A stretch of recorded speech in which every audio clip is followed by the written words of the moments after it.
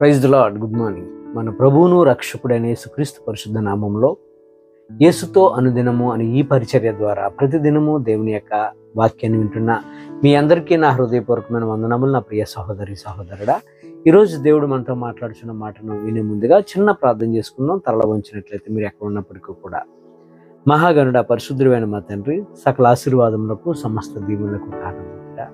ఈ రోజు నాయన ప్రభా, నీ కుమారులుగా నీ కుమార్తెలుగా నీ వాక్యాన్ని మేము ధ్యానించుండగా నీవే మాతో మాట్లాడి నీ వాక్యం ద్వారా మమ్మల్ని పోషించి నీ వాక్యంతో మమ్మల్ని సరిచేసి నీ వాక్యంతో మమ్మల్ని నాయన ప్రభా నీ కుమారులుగా నీ కుమార్తెలుగా నీ పాదాల యొద్ద గడిపే ధన్యత ఈ మాటలు ఉంటున్న ప్రతి ఒక్కరికి నీ వాక్యంతో మీరే సరిచేసి పోషించమని నాయన ప్రభా ఈ ప్రార్థనలో ఏకీపించిన ప్రతి ఒక్కరిని, వాక్యం ఉంటున్న ప్రతి ఒక్కరిని పేరు పేరుని మీరు దీవించి ఆశీర్వదించమని సర్వోన్నతులని యేసే పుణ్యనామంలో ప్రార్థించి వేడుకొనిచున్నాం మా యెహోవా తండ్రి.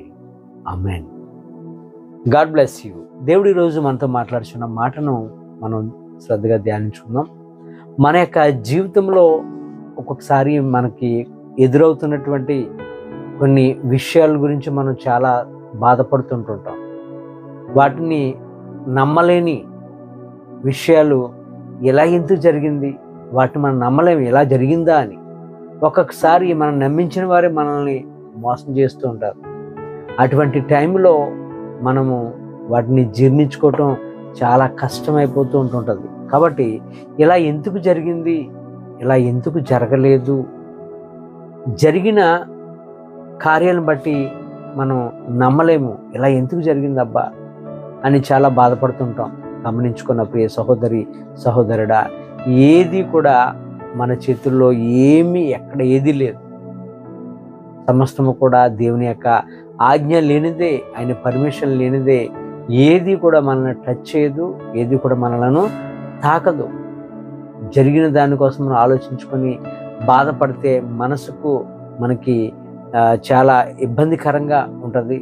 ఆలోచించటం వల్ల ఒక్కొక్కసారి మన జీవితంలో కొన్ని మంచి జరుగుతుంటాయి, ఒక్కొక్కసారి మన జీవితంలో కొన్ని చెడు జరుగుతుంటాయి. ప్రతి దానిని కూడా మనం పాజిటివ్గా తీసుకోవాలి తప్ప సమస్యల్లో పడిపోయాం కదా అని మనం అయ్యో అని బాధపడితే మన మైండ్ డిస్టర్బ్ అవుద్ది, మన ఆరోగ్యం కూడా డిస్టర్బ్ అవుద్ది. ఇది శరీర సంబంధమైనటువంటి ఆలోచనలో జరిగిన విషయాలు అయితే ఒకవేళ ఒక్కొక్కసారి ఆత్మీయ సంబంధమైన వాటిలో కూడా మనం ఏమైపోతామంటే కొన్ని నమ్మకపోవటం వల్ల, కొన్ని నమ్మటం వల్ల కూడా మనం కొన్ని ప్రాబ్లమ్స్లో పడుతూ ఉంటాం. ఆత్మీయ స్థితిని మనం దిగజార్చుకుంటూ ఉంటాం.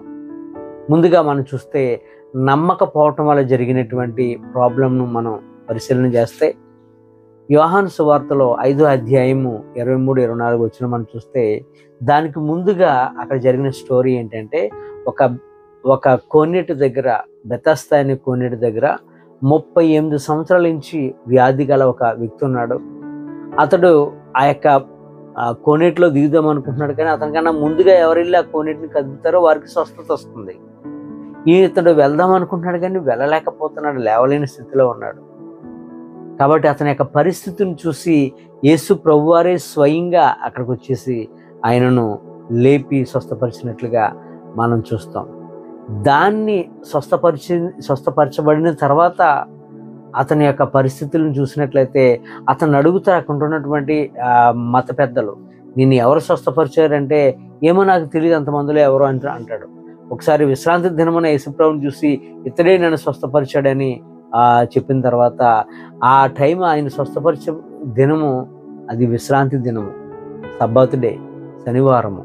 కాబట్టి నువ్వు శనివారము ఇలా చేస్తున్నావని యేసుప్రభుని అనేక రకాలుగా ఇబ్బందులు పెట్టడానికి చూశారు, కొట్టాలని చూశారు, విశ్రాంతి దినాన్ని పాటించట్లేదని చాలా నిందలు వేశారు. అనేకమైన చోట్ల నుంచి ఆయన తప్పించుకొని పోయినట్లుగా అనేకమైన మార్లు మనం చూడవచ్చు. ప్రభు అంటారు యోహాను సువార్త 5వ అధ్యాయం 37వ వచనంలో, నన్ను గూర్చి నేను సాక్ష్యం చెప్పుకోవడానికి రాలేదు, నన్ను గూర్చి నేను సాక్ష్యం చెప్పుకుంటే అది సత్యము కాదు అంటూ ఆయన మరలా 32వ వచనం అంటున్నాడు, నన్ను గూర్చి సాక్ష్యం ఇచ్చేవాడు వేరొకడు ఉన్నాడు, ఆయన నన్ను గురించి సాక్ష్యము చెప్తాడు అంటూ మళ్ళా అదే యోహాను సువార్త 5వ అధ్యాయం 38వ వచనంలో, ఆయన ఎవరిని పంపనో ఆయనను మీరు నమ్మలేదు కనుక మీలో వాక్యము నిలిచి ఉండలేదు.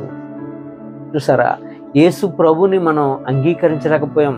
అంటే సత్యాన్ని, అంటే సత్యం ఇదిగో అని చెప్తే ఆ సత్యాన్ని మనం నమ్మలేకపోయాం. నమ్మలేకపోవటం వల్ల ఏం జరిగిందంటే, సత్యము నమ్మలేని వారి జీవితంలో వాక్యము వారి హృదయంలో లేదట. వారు అంగీకరించలేదు కాబట్టి ప్రభు కూడా వారిని అంగీకరించలేదు. ప్రస్తుతం సొసైటీ ఎలా ఉంది అని మనం చూసినట్లయితే, అద్భుత కార్యాలు, ఆశ్చర్య కార్యాలు, ఎక్కడ ఏ స్వస్థతలు జరుగుతున్నాయో, ఎక్కడ ప్రవచనాలు చెప్తున్నారో అక్కడికి పరుగులుగా తండోలుగా జనాలు వెళ్తున్నారు. అంతేగాని వాక్యము అయిన దేవుణ్ణి ఏం చేస్తున్నారు, ప్రక్కన పెట్టేస్తున్నారు. వాక్యానికి అంత పెద్ద వాల్యూ ఇవ్వట్లేదు. మనం కూడా చూసినట్లయితే వాక్యం పెడుతుంటే ఎవరు చూడరు.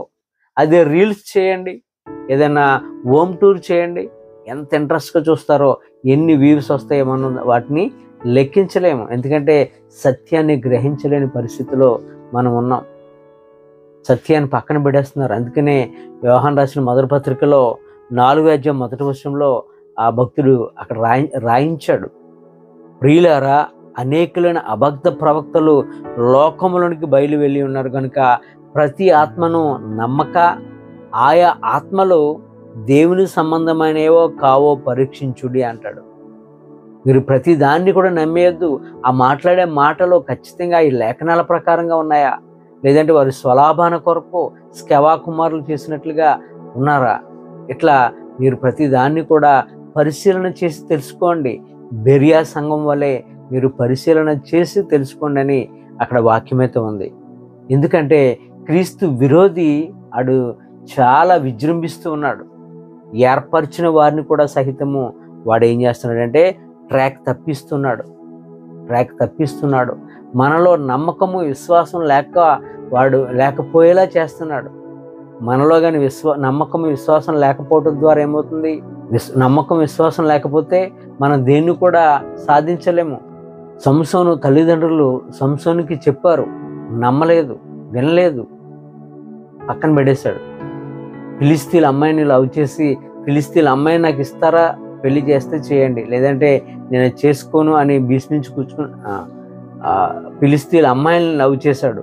వారి తల్లిదండ్రులు అంటారు, మన జాతిలో స్త్రీలే లేరా, ఎందుకు మనకు తగదు వాళ్ళు అంటే, సస్యమేర నాకు ఆమెనే పెళ్లి చేసుకుంటానని చెప్పి ఆమెను పెళ్లి చేసుకున్నాడు. ఏమైంది? ఆయన అనేకమైన రకాలుగా శిక్షను, ఇబ్బందులు అనేకమైన సమస్యల్లో ఇబ్బందుల్లో కూరుకుపోయాడు. సమస్తం అన్నీ కూడా భరించలేని శిక్షకు పాత్రుడయ్యాడు. ఒక్కొక్కసారి మనం మంచి చేస్తున్నప్పటికీ కూడా కీడు వస్తూ ఉంటుంది. పరిస్థితులను బట్టి భరించుకోవాలి, సహించుకోవాలి. దావీదు సౌలు మహారాజు యొక్క జీవితంలో ఎంటర్ అయిన తర్వాత సౌలుకి దావీదు ఏమైనా అన్యాయం చేశాడంటే, ఆయన మొదటి సౌలు ఇంట్లో అడుగుపెట్టిన రోజు మొదలుకొని లెక్క పెడితే ఎక్కడ కూడా సౌలు యొక్క జీవితంలో దావీదు హాని చేసినట్లుగా లేదు. ఎక్కడ చూసినా మేలే కనబడదు తప్ప ఎక్కడ దావీదు సౌలుకి కీడు చేశాడనేది ఎక్కడ కనబడదు. కానీ సౌలు పట్ల అనేకమైన రకాలుగా, దావీదు పట్ల సౌలు అనేకమైన రకాలుగా కీడును తలంచి ఉన్నాడు. ఎప్పుడు చంపేద్దామా, ఎప్పుడో దొరుకుతాడని చూశాడు. కానీ దావీదు సహించుకున్నాడు, దావీదు భరించాడు. ఎంతో దైవ భయంతో అభిషక్తుని మనం ఎదిరించకూడదు అనే భయముతో సహించుకున్నాడు. అలాగే పౌలు భక్తుడు కూడా తన యొక్క ఆత్మీయ కుమారుడైనటువంటి తిమోతితో అంటున్నాడు. తిమోతికి రాసిన 2వ పత్రిక 4వ అధ్యాయం 4-5 వచనాలు అంటాడు, సత్యమునకు చెవి ఇవ్వక ఈ రోజుల్లో ప్రజలందరూ కూడా ఇలాగే ఉన్నారండి. సత్యానికి చెవి ఇవ్వట్లేదు.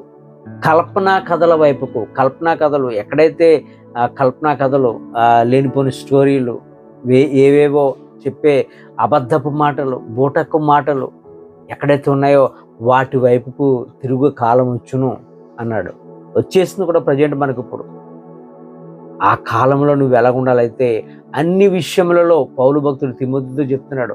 ఈ మాటను మనం కూడా అంగీకరించాలి, మనం కూడా దాన్ని ఫాలో అవ్వాలి, మన జీవితానికి అప్లై చేసుకోవాలి. అన్ని విషయంలో కూడా మితముగా ఉండము, తక్కువగా ఉండు, రెచ్చిపోవద్దు, శ్రమపడు, కష్టపడు, నీ యొక్క సువార్తలో కష్టపడు, సువార్త పని చెయ్యి, నీ పరిచర్యను సంపూర్తి చేసుకో అని పౌలు భక్తుడు తిమోతితో చెప్తున్నాడు. సమస్యలు రావని కాదు, సమస్యలు వస్తాయి.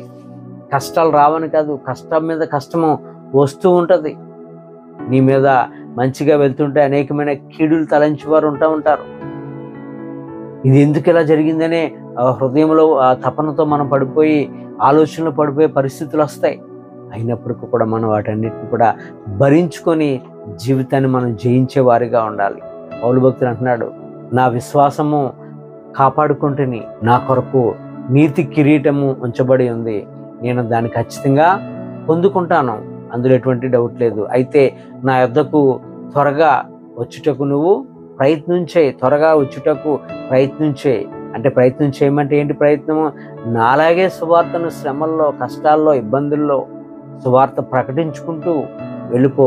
సమస్య వచ్చిందని, నింద వచ్చిందని, అవమానం వచ్చిందని నువ్వు ఆగిపోవద్దు, ముందుకు సాగిపో. నాలాగే భరించి సహించి నా అంతటా సువార్త లాంటి సువార్తను నువ్వు చేయని పౌలు భక్తుడు తిమోతిని హెచ్చరిస్తూ, ఆదరిస్తూ, ప్రేమించే మాటలు అన్నమాట, ధైర్యపరిచే మాటలతో తిమోతిని ఎప్పటికప్పుడు కూడా గైడ్ చేస్తుండేవాడు. సమస్యలు వస్తాయండి, సమస్యలు రావని కాదు. ఉదాహరణకు మన బైబిల్లో చూసినట్లయితే యోబు యొక్క జీవితాన్ని మనం చూడండి.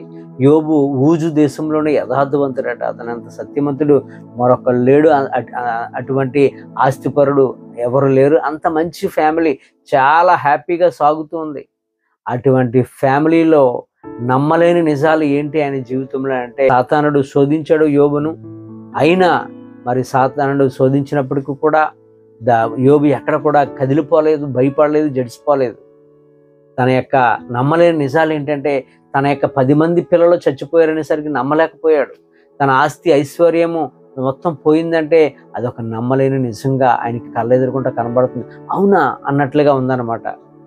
చివరికి ఆయన నమ్మిన తన భార్య వచ్చి నిందిస్తుంది, తనతో ఉన్నటువంటి స్నేహితులు అపహాసిస్తారు. అయినప్పటికీ కూడా వాటన్నిటి నుంచి కూడా యోబు భక్తుడు చాలా మరి సహించుకున్నాడు, భరించుకున్నాడు. కనుకనే మరి ఆయన ఎంత సమస్యలతో గోళ్ళు కురుపులు గోక్కోవడానికి కూడా గోర్లు లేక, అంటే కనబడకుండా కురుపులతో నింపబడింది, చిల్ల పెంకులతో గోక్కునే పరిస్థితిలోకి వెళ్ళిపోయినప్పటికీ కూడా అంత సమస్యల్లో కూడా ప్రభుని ఎక్కడ కూడా నిందించినట్లుగా మనం చూడం.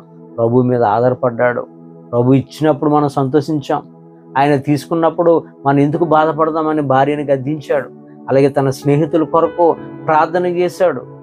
అప్పుడు యోబు యొక్క లైఫ్లో ఏమైతే పోగొట్టుకున్నో దానికి మించి డబుల్ పోర్షన్ బ్లెస్సింగ్స్తో దేవుడు యోబును ఎంత గొప్పగా హెచ్చించినట్లుగా మనం చూస్తాం. కనుక ఈ మాటలు ఏమిటంటే, నా ప్రియ సహోదరి సహోదరుడా, మీ జీవితంలో కూడా నమ్మలేని నిజాల్లో ఒక్కొక్కసారి వాటిని భరించలేం.